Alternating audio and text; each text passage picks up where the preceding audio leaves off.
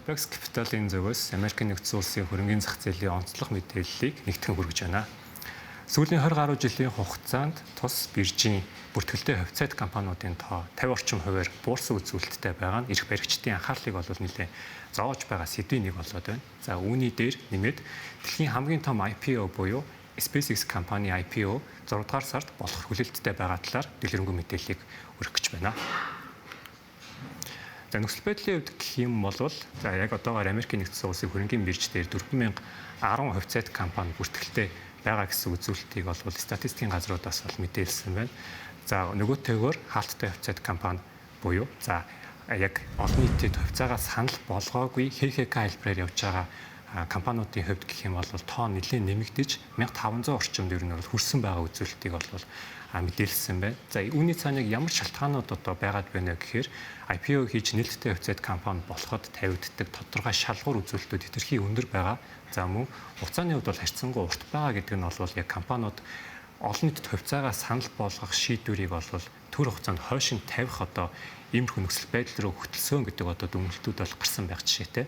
За яг энэхүү нөхцөл байдал маань яг ямар нөлөөлөлттэй бэ? Яг хин үүнээс хохирч байгаа вэ гэдэг дүр зургийг хараад үзэх юм бол хөрөнгийн зах зээл дээр оролцож буй хөрөнгө оруулагч нарын хувьд за ямар нэгэн хөрөнгө оруулалтын сонголтгүй болох за бүтээгдэхүүн хөрөнгө оруулалтын сагсандаа нэмэх бүтээгдэхүүнгүй болох за нэмээд ашиг нэмэгдүүлэх боломж нь тодорхой хэмжээнд хязгаарлагдж байгаа гэдэг сул талтай. За нөгөө талаас компаниуд IPO хийж чадахгүй байгаа дүр зураг нь цаашлаад санхүүжилтийн өртгийг нэмэгдүүлэх буюу за компаниуд тодорхой хэмжээнд үр зөөлөө нэмэгдүүлж санхүүгийн дарамтанд орж байгаа гэсэн нөхцөл байдлыг дурдж ер нь болохоор байна гэсэн үг. За компаниудын хувьд гэх юм бол 1582 компани нь яг одоогийн байдлаар 1 тэрбум $, давчсан үзүүлэлттэй. За гэсэн хэдий ч хувьцаагаа олон нийт санал болгоогүй. За үйл ажиллагааны хувьд нэлээд өргөжин хэлсэн ч гэсэн компани хувьцаа нээлттэй хэлбэрээр арилжаалагддаггүй нөхцөл байдалтай байгаа гэдгийг дурдах нь зүйтэй байна. За дараагийн слайдн дээр яг өмнөх түүхэн үзүүлэлтүүдийг 1975 оноос хойш харуулсан график харагдаж байна. За яг хамгийн дээд зэгтэй гэх юм бол компаниуд нэг нийтдээ 1996 оны хувьд нийтдээ 80000 орчим компаниуд яг нээлттэй хэлбэрээр үйл ажиллагаа явуулж байсан. За энэ тоо яг жил ирэх тусам буурсаар байгаад одоогийн байдлаар 4000 орчим компаниуд бүртгэлтэй гэсэн үзүүлэлт рүү хөтлсөн байна. За үүнд нөлөөсөн голлох үйл явдлуудыг харах юм бол мэдээж технологийн салбарын хөөсрөл хаарсан. За мөн дээрээс нь 2008 онд болсон санхүүгийн хямрал, за мөн COVID-19 зэрэг нөхцөл байдлууд энэхүү компаниуд IPO хийж олон нийтээс санхүүжилт татах боломжийг нь хязгаарласан гэж хэлж болж байна. За яг үүний цаана яг ямар шалтгаан байгаад байна вэ? Эдгээр үйл явдлууд яг ямар үр нөлөөтэй бэ гэдгийг хараад үзэх юм бол мэдээж хөрөнгө оруулагч нарын ихтгэл нэг талаасаа компаниудад алдарч эхэлж байгаа. За тухайн компаниуд хэдийгээр сайн үйл ажиллагаа, сайн менежменттэй байгаа ч гэсэн ч за яг эдийн засгийн яг голлох нөлөөллүүдээс хамаарч тодорхой хэмжээнд ашиг нь буурах нөхцөл байдалд хүрсэн. За тэгээд мэдээж нөгөө компаниудын хувьд яг хөрөнгийн зах зээл дээр гарсан хэдий ч тус нөхцөл байдлуудаас болж ашгаа нэмэгдүүлж чадахгүй байгаа гол шалтгаанууд нь болвол хөрөнгө оруулагч нар ногдол шиг хүртэхгүй байх. За компани хувьцааны ханш унж байгаа учраас алдагдал хүлээх зэрэг сөрөг дүр зураг руу хөтлсөн байгаа нь энэхүү слайдн дээр харагдаж байгаа гэсэн үг.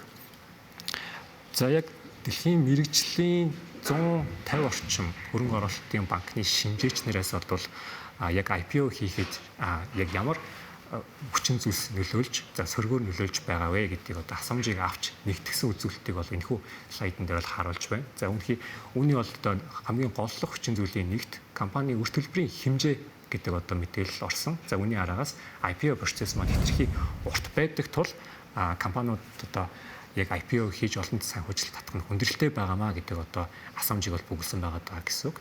За үр төлбөрийн хувьд мэдээж олон нийт санал болгох үед компаниуд өндөр үр төлбөртэй байснараа тухайн компанийн үнэлгээ буурах. За тэгээд цаашлаад хөрөнгө оруулагч нар яг шаардлагатай санхүүжилтийг өгөхгүй байх, хөрөнгө оруулахгүй байх эрсдлийг үүсгэж байгаа. За IPO процессын хувьд гэх юм бол мэдээж 6-аас 1 жил за магадгүй түүнээс дэш хугацааг бэлтгэл ажил шаарддаг учраас за тус хугацаанд компани шаардлагатай санхүүжилт нь төвлөрөхгүй. За мэдээж хугацааны хувьд нэлийн алдагдалд орно гэдэг үүднээсээ яг ийм IPO хийхэд нэлээд юм сөргөөр нөлөөлдөг хүчин зүйлүүдийн хоёрдугаарт одоо ирэмлэгдсэн байгааг бол ажиглаж болж байна гэсэн үг. За энэхүү слайд дээр харагдаж байгаа ногооноор тэмдэглэсэн мэдээллүүд нь бол нэлээд юм IPO-нд бол сөргөөр нөлөөлж байгаа гэдэг одоо тэмдэглээг бол тэмдэглэсэн байгаа. За үүний араас мэдээж журмын шалгуур, зах зээлийн нөхцөл байдал, хөрөнгө оруулагч нарын одоо ихтгэл одоо багассан зэрэг одоо нөхцөл байдлуудыг бол харж болж байна.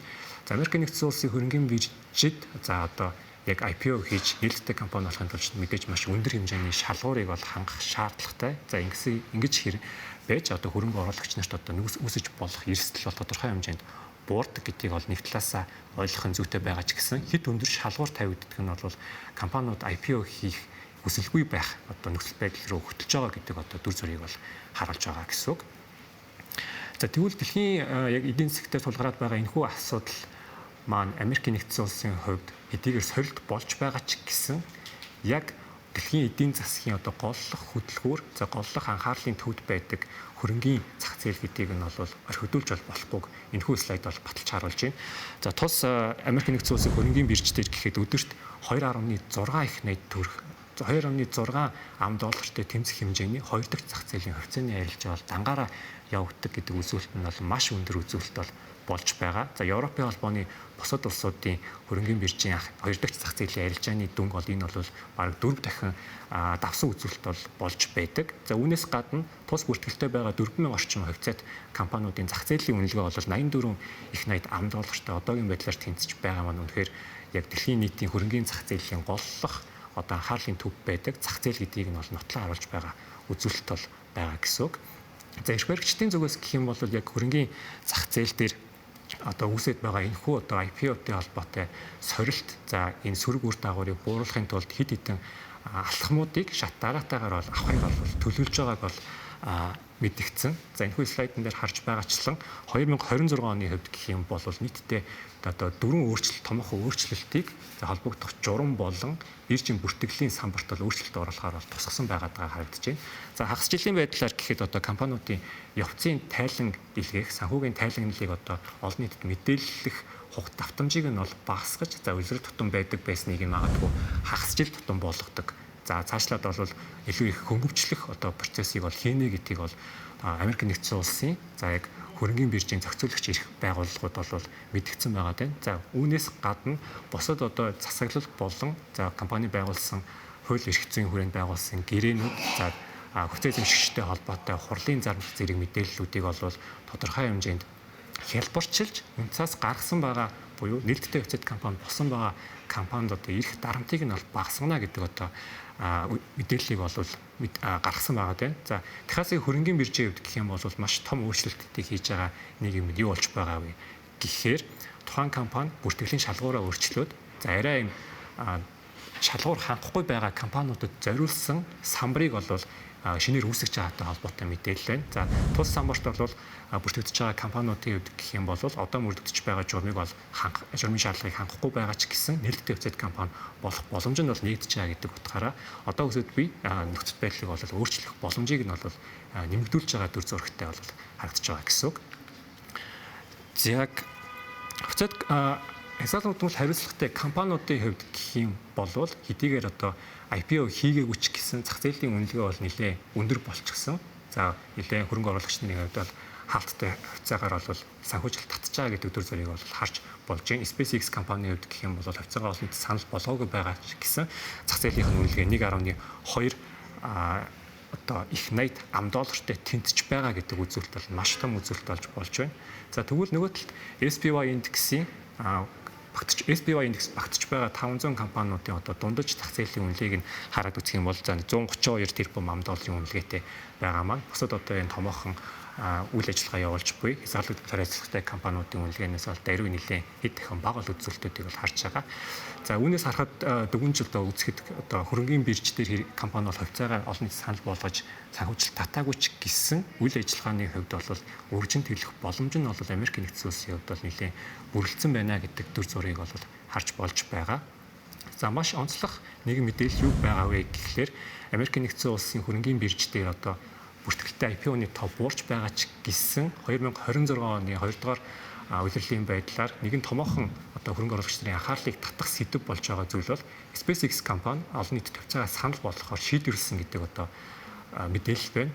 За өмнө нь одоо дурдсан эрх бүхий байгууллагуудын авч хэрэгжүүлж буй одоо журмын өөрчлөлтүүд, за бодлогын өөрчлөлт, за хэлбэршүүлэлтийн үр дүнд бол компани бол энэхүү шийдвэрийг бол гаргасан байгаад гэж одоо харж бас болохоор байна. SpaceX компани үед гэх юм бол яг одоогоор IPO хийснээр 40 тэрбум $, тэнцэх хэмжээний хөрөнгийг олон нийтээс татах боломж нь бол бүрдэж байгаа гэсэн үг. За энэхүү 40 тэрбум $, үнэлгээ бүхий IPO маань Америкийн нэгдсэн улс гэхгүйгээр нийт дэлхийд дахинд хийгдэж байсан хамгийн өндөр IPO-ны дүн болж байгаа гэдгээрээ маш өндөр одоо анхаарлын төвд байгаа процесс болж байгаа гэсэн үг. За компани хувьд гэх юм бол товч мэдээллийн хувьд орлогын бол 3 одоо чухал сегменттэй байдаг. За хамгийн орлого нь тогтворцсон, хамгийн өндөр орлого ордог хэсэг нь бол компани Starlink үйлчилгээ сүлжээг бол байдаг. За одоогоор яг Starlink-ийг хэрэглэж байгаа дэлхийд дахинд 3 тэрбум орчим хэрэглэгч байгаа гэж мэдээлсэн бөгөөд 2024 оны одоо борлуулалтын орлогоо 1 жилийн хугацаанд 50 орчим хувиар нэмэгдүүлж 2025 онд санхүүгийн тайланс үзүүлэлттэй байна. За компани яг тус одоо сегментээс олж байгаа борлуулалтын орлого гэхэд 11.4 тэрбум $, тэнцэж байгаа бол за химэл оюун ухаан болон за space сансрын технологийн одоо орлогууд ч гэсэн эрэг дүн рүүгээ орчихсон буюу за компани борлуулалтын орлого цэвэр ашигыг дэмжих хэмжээнд бол хангалттай хүрчихсэн нөхцөл байдалтай байгаад байна гэсэн үг. За компани хувьд гэх юм бол 6 дугаар сарын 12-ны өдрөөс эхлэн 2 дахь зах зээлийн хувьцааны арилжаа бол нэгтгэхээр бол товлогдчихсон байгаад байгаа гэсэн үг. За тэдгээр та тус IPO-ны хувьцааны арилжаанд шууд оролцох боломжгүй байгаа бол Apex Capital үнцаасны компаниар дамжуулан хувьцааны 2 дахь зах зээлийн арилжаанд оролцох бүрэн боломжтой байгаа.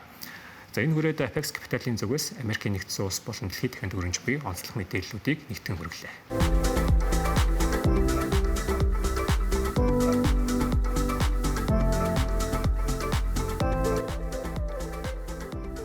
CNBC хөрөнгийн зах зээлийн буланг Apex Capital-ийн хамт хүргэж байна.